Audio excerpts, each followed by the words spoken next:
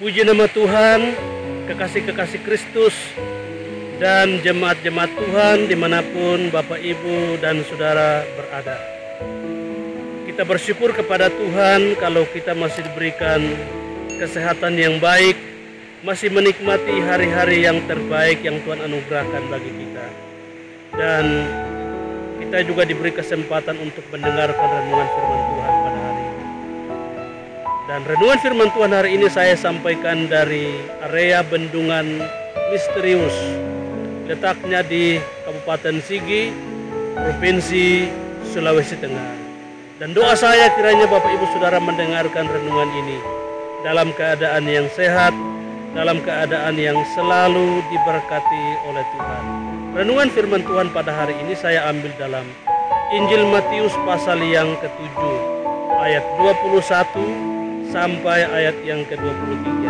Demikian bunyi firman Tuhan. Bukan setiap orang yang berseru kepadaku, Tuhan, Tuhan, akan masuk ke dalam kerajaan surga, melainkan dia yang melakukan kehendak Bapakku yang di surga. Pada hari terakhir banyak orang akan berseru kepadaku, Tuhan, Tuhan, bukankah kami bernubuat demi namamu, dan mengusir setan demi namamu, dan mengadakan banyak mujizat demi namamu juga? Pada waktu itulah aku akan berterus terang kepada mereka dan berkata, aku tidak pernah mengenal kamu, enyalah dari hadapanku, kamu sekalian pembuat kejahatan. Kekasih Tuhan dimanapun saudara berada, tema renungan firman Tuhan pada hari ini adalah Kristen palsu. Di dalam hidup ini atau di dalam dunia yang kita huni ini, kita dapati bahwa ada nabi palsu, ada pengajar palsu, dan juga ada hamba yang palsu, dan saya istilahkan Kristen palsu. Tentu Kristen palsu itu berbeda dengan Kristen yang benar-benar Kristen atau Kristen murni, Kristen yang asli.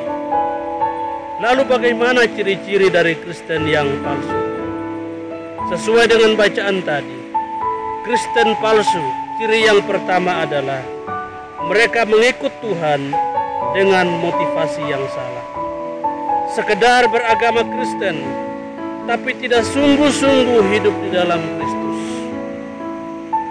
Beribadah hanya sekedar ikut ramai, tapi tidak menghayati makna ibadah itu.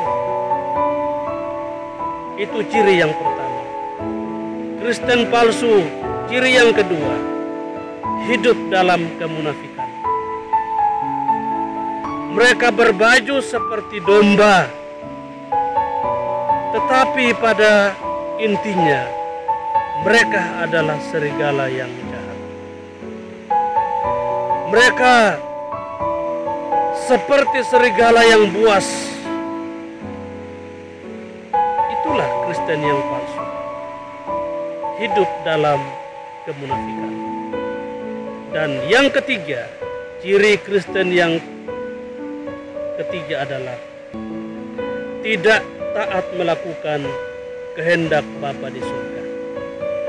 Ingin hidup sesuka hati, ingin hidup sesuai dengan keinginan daging, lebih menuruti hawa nafsu dan keinginan daging, tanpa ada rasa bersalah ketika mereka melakukan pelanggaran, mereka melakukan sesuatu yang salah di hadapan Tuhan. Mereka lebih menuruti keinginan daging daripada keinginan roh, tapi mengakunya mereka beragama Kristen.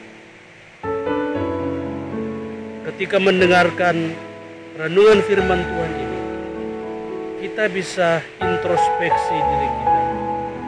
Apakah saya tipe Kristen asli atau murni, ataukah saya tipe Kristen yang palsu? Kristen yang palsu akan dihardik oleh Tuhan dengan perkataan, enyalah engkau dari hadapanku, kamu sekalian berbuat kejahatan.